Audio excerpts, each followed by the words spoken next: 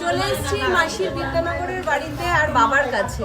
তো তুমি এখানে দাঁড়িয়ে আছো কেন? আসো। চলো।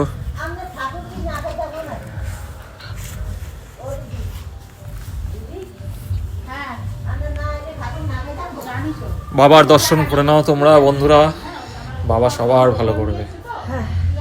জয় বাবা। বাবা কিন্তু আমাদের কিন্তু পাঠিয়ে দিয়েছিল আনবার জন্য নন্দী মহারাজ। হ্যাঁ, না হলে ফলের দোকানে ওইভাবে দেখা হবে কেন? যাই হোক, এখানে আসলে মনে আলাদা একটা শান্তি পাওয়া যায়।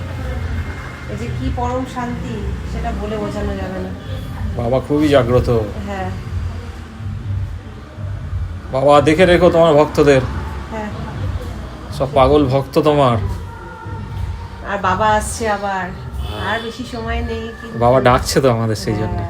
আর ওদিকে রাধা মাধব। হ্যাঁ চলো আসো, দেখে যাও।